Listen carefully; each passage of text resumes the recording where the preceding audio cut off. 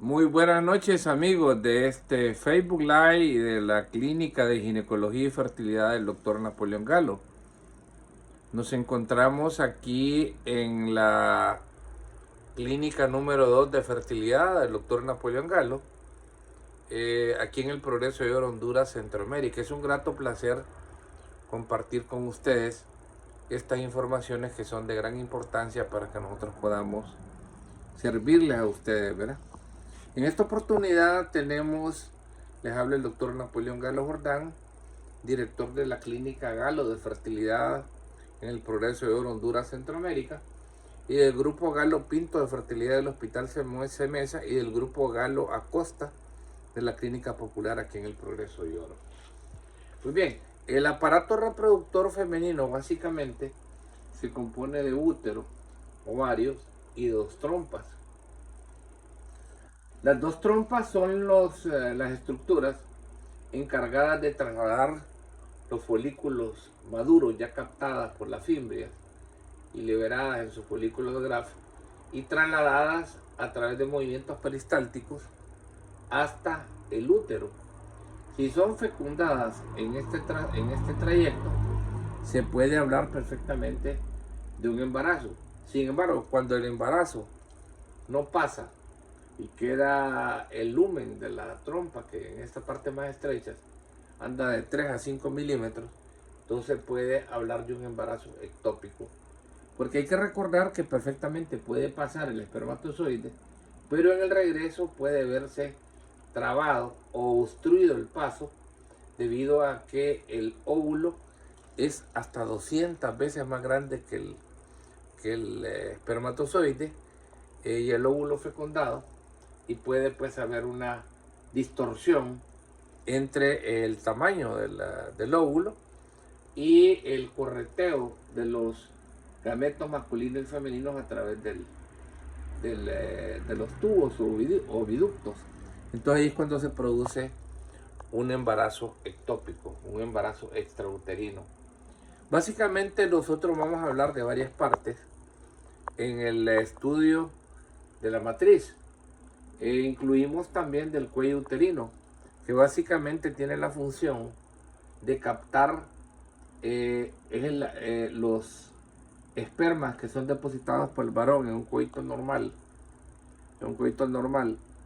en el cuello uterino, y que muchas veces en gran cantidad de mujeres de infertilidad se ven obstaculizados a subir hasta las trompas debido a que se produce una obstrucción de las dos partes, la del os externo y el os interno. Normalmente anda de 3 a 5 milímetros la longitud del cuello uterino. Y es importante saber esto porque en las pacientes que tienen una insuficiencia ísmico-cervical se produce una falta de sostén y una abertura primero del orificio externo y por último del orificio, primero el orificio interno y por último el orificio externo, ¿verdad? Toda situación que tenga que ver con la alteración o la interacción de los espermas en su capacitación natural y su subida hasta la cavidad uterina y su posterior fecundación en las trompas, generalmente en la parte, en el tercio externo de la trompa, entonces considera que es una obstrucción mecánica, que básicamente puede hablar hasta de un 10 a un 15% fácilmente en este tipo de factores de infertilidad, ¿verdad? Que es bien importante tomarlo en cuenta porque el cuello uterino, si tiene lesiones, por ejemplo, por virus de papiloma, inflamaciones crónicas, lógicamente va a dificultar el ascenso de los espermas hacia el útero y hacia las dos trompas, ¿verdad? Esto es bien importante con respecto al desarrollo de las trompas y al desarrollo también de un embarazo normal, ¿verdad? Los ovarios son dos estructuras que se encuentra una en cada lado. Es muy raro que nosotros engañemos un solo ovario, porque los que se encargan del desarrollo de de los ovarios, de las trompas y del útero, son los conductos de Müller, y los que se encargan del desarrollo del tercio inferior de la vagina hacia abajo, ¿verdad? Y también de partes del cuello uterino, es el seno urogenital, ¿verdad? El seno urogenital puede verse comprometido por circunstancias completamente diferentes de las que se presentan circunstancias completamente diferentes de las que se presentan en un trastorno de los conductos de Müller, que es bastante frecuente, porque el trastorno de los conductos de Müller puede verse alterado en situaciones como el síndrome X0, el síndrome de Turner, que puede ser mixto, puede ser puro, o puede ser previamente mixto, o puede ser puro, ¿verdad? Dependiendo cómo se encuentre. Los ovarios son dos estructuras en forma de almendras que se encuentran uno en cada lado. También su origen es completamente mülleriano y normalmente miden en sus dimensiones más frecuentes de 3 a 5 milímetros, ¿verdad? Cuando hallamos un ovario que solo mide de 3 a 5 centímetros, que solo mide menos de 2 centímetros, vamos a hablar de un hipodesarrollo o una atrofia ovárica, ¿verdad? Que es bastante frecuente y que es muy difícil corregirlo cuando es de nacimiento, ¿verdad? Sin embargo, si un ovario tiene una cantidad de folículos ováricos antrales, que son los que adecuados, aunque sea pequeño, va a lograr soltar óvulos y no va a haber una infertilidad por esta causa, ¿verdad? Aquí es donde nosotros entramos también a lo que se conoce como el síndrome de ovario poliquístico, que es lo que nosotros estamos aquí hablando en esta oportunidad, porque es la principal causa de infertilidad que se relaciona con los ovarios y se relaciona básicamente con trastornos en la ovulación, una alteración en la ovulación que se traduce en una anovulación, ¿verdad? Esto es bien importante para este tipo de pacientes, ¿verdad? ¿Por qué se produce el ovario poliquístico? Hay varias teorías, pero básicamente la causa, lo que se produce, lo que se relaciona más y que se ve por medio de que traduce en una anovulación, es la presencia de pequeñas estructuras quísticas, microquistes, que se alojan principalmente en la superficie ovárica y que no son propensas a una ovulación, porque una hormona que se denomina FSH se encuentra disminuida en el torrente circulatorio, y esta hormona es la que se relaciona con el crecimiento de los ovarios. La LH u hormona luteinizante generalmente se manifiesta estable en este tipo de pacientes, ¿verdad? Entonces, al producirse una disminución en los estímulos hipotálamo hipofisiarios hacia el ovario, entonces se produce una falta de ovulación, y también las células de la teca luteínica y de la granulosa, que se involucran con la androgenización, es decir, con la presencia de la hormona 5-alfa reductasa, se encarga de transformar la androstenodiona y testosterona a estradiol sanguíneo. Esto no sucede en el síndrome ovario poliquístico porque la enzima transportadora de hormonas sexuales, que es una proteína, se encuentra disminuida, y por lo tanto el principal transportador de este tipo de hormonas sufre una alteración en su función. Y también hay un trastorno en la hormona 5-alfa reductasa, ¿verdad?, que es la que se encarga en la androgenización. Por lo tanto, se produce una acumulación bastante grande en este tipo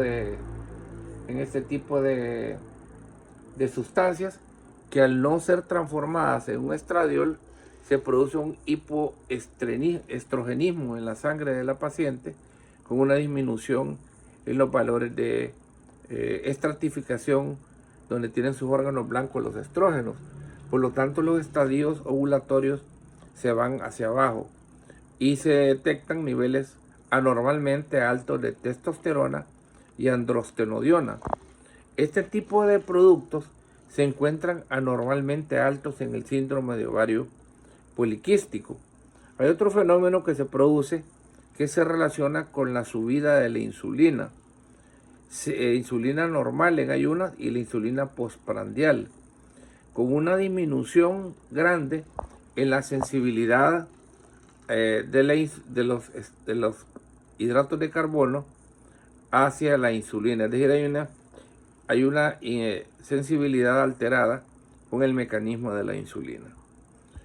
Dicho sea de paso, una vez que nosotros tenemos el diagnóstico por clínica de una anovulación y el diagnóstico por medio de un ultrasonido que hallamos el rosario en collar de perlas, estos microquistes que se encuentran en la superficie ovárica y que muchas veces si abarcan la parte interna del ovario, estamos hablando de un síndrome de Takahashi, estadio 4.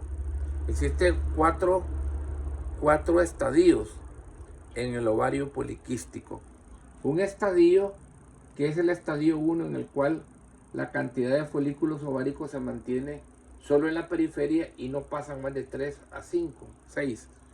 Pero cuando ya empiezan a tomar las partes internas del parénquima ovárico y lo ubican o ya se encuentran completamente avanzados en toda la estructura ovárica, entonces ahí en ese caso sí se habla de una estadio Takahashi grado 4, que es la que tiene el peor pronóstico, y que nosotros le vamos a platicar a ustedes del tratamiento que se encuentra más en boga en la actualidad para ese tipo de situaciones.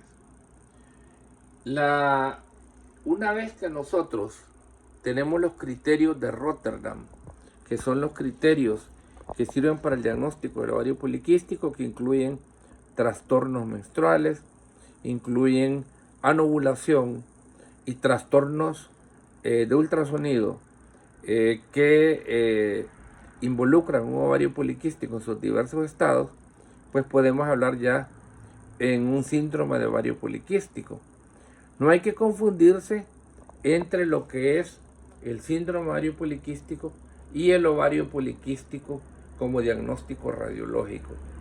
Hay pacientes que presentan diagnóstico de ovario poliquístico por ultrasonido y nunca van a desarrollar este tipo de síndromes, porque el organismo sigue, hay un mecanismo interno que es de la homeostasis interna, y la inhibina que mantiene inhibida, perdón la redundancia, la FSH, no se encuentra en su máximo nivel. Entonces el bloqueo ovulatorio no es del 100%. Entonces la paciente puede alcanzar un embarazo, aunque tenga síntomas relativos, principalmente radiológicos o de imágenes de ultrasonido, que es lo que se acostumbra, un ultrasonido transvaginal para diagnosticar este síndrome. Lógicamente, la cantidad de folículos que van a llegar a la madurez en un síndrome ovario poliquístico son escasos. Uno que otro puede llegar, pero por eso es muy difícil que una paciente con obesidad, con valores altos de testosterona, valores sin cambiar de mülleriana o de prolactina, pero con estos signos ligeramente aumentados, con una FSH disminuida, entonces podemos ya diagnosticar un síndrome de ovario poliquístico, que lógicamente es el causante hasta de un 15% en todas las parejas que cursen con infertilidad.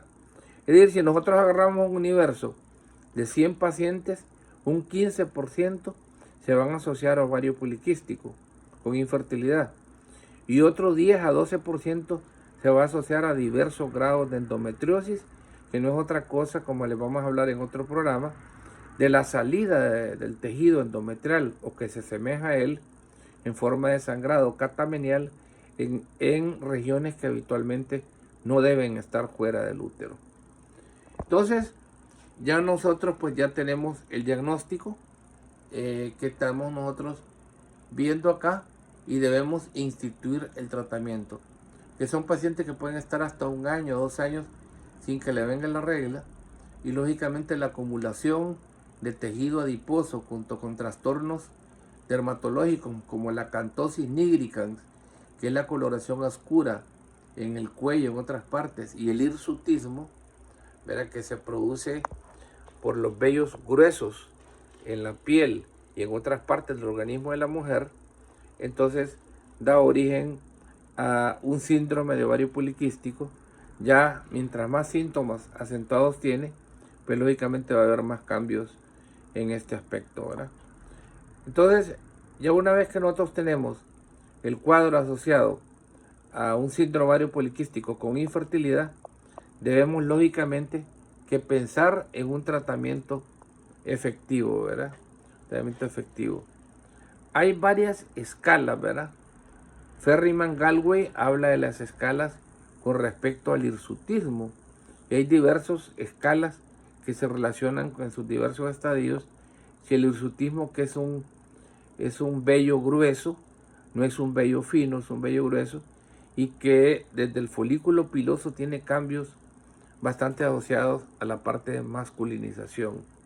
Son pacientes que su perfil femenino se pierde y se relacionan con estados alterados de depresión en su ser y también estados alterados en la ovulación, trastornos también menstruales, y aparte de eso se relacionan con periodos de anovulación y trastornos también en sus ciclos menstruales, ¿verdad?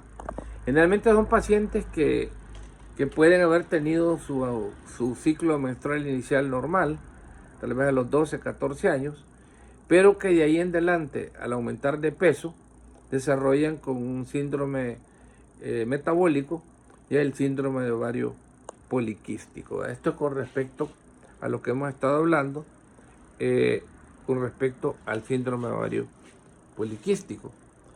Ya una vez que nosotros tenemos el diagnóstico del síndrome ovario poliquístico, lógicamente nosotros hacemos el cambio para que nosotros podamos ya hablar acerca de el drilling ovárico. El drilling ovárico no es otra cosa que la microperforación ovárica con el objetivo de destruir células de la teca luteínica y células de la teca, interna, que es la que se relaciona con la androgenización de la paciente, y células de la granulosa que también se involucran en esta acumulación de andrógenos circulantes. Con esto se bloquea el sistema, y la LH, que se relaciona con la androgenización, ya no tiene su mecanismo de actuar porque actúa sobre las células de la teca luteínica. Y al actuar sobre las células de la teca luteínica se produce una caída en los niveles de testosterona circulantes que se asocian a la ovulación, ¿verdad? Es el tratamiento eficaz y definitivo para ovario poliquístico e infertilidad. Esas pacientes que no responden a la metformina y que no responden a los tratamientos convencionales con vitamina E, con vitamina A, con productos que regulan los ciclos menstruales, como por ejemplo la testosterona, entonces son pacientes candidatas a un drilling ovárico, que es la fenestración ovárica producida por láser o producida también por cauterio unipolar, lo cual hace que los microquistes que se alojan en la periferia sean desalojados del ovario, y que también el ovario disminuya su tamaño, que normalmente debe ser menor de 12.5 milímetros en su volumen, disminuya a eso o menos, porque estos microquistes trastornan la ovulación y los mecanismos normales que para el crecimiento del folículo antral y normal en el ovario, hasta llegar al folículo de Graf y su rompimiento de la corteza ovárica. Esto no se ve en las pacientes de ovario poliquístico. Y una paciente, mientras más avanzado tiene el ovario poliquístico, más problemas vamos a tener de anovulación, ¿verdad? Esto es, los invito a que ustedes nos visiten en nuestro canal de YouTube y visiten la conferencia que tengo yo para personas residentes de ginecología, estudiantes de medicina y todas las personas que deseen saber un poco más sobre el microambiente ovárico, lo que sucede dentro del ovario, que ustedes puedan estudiar y comprender sobre lo que nosotros exponemos en este tipo de programas, ¿verdad? Recuerde ustedes que el ovario poliquístico tiene tratamiento. A través del drilling ovárico se alcanza embarazo hasta un 80-85% de los casos y gran cantidad de pacientes alcanzan un embarazo gemelar, porque estas microperforaciones que se producen en el ovario sirven como ventanitas en las cuales pues ya no existe la cápsula fibrosa que fue referida por las personas que lo relataron el ovario poliquístico en sus primeros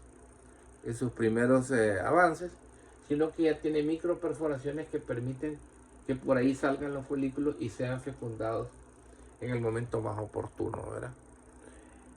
Cualquier duda que ustedes tengan al respecto, consulte a nuestro canal de YouTube o los invitamos que también entre a nuestra página de la Clínica de Ginecología e Infertilidad del Dr. Napoleón Galo. Buenas tardes, que el Señor les bendiga, les desea el Dr. Galo en este canal de YouTube y también en nuestra página y en las distintas plataformas, incluyendo la página de Facebook de nuestra Clínica de Ginecología y Fertilidad. Les invita a que nos visiten desde la Ciudad del Progreso de Oro, un servidor, Dr. Napoleón Galo, especialista en ginecología y obstetricia, director de la Clínica de Fertilidad aquí en el Progreso de Oro, Honduras, Centroamérica. Buenas noches, bendiciones.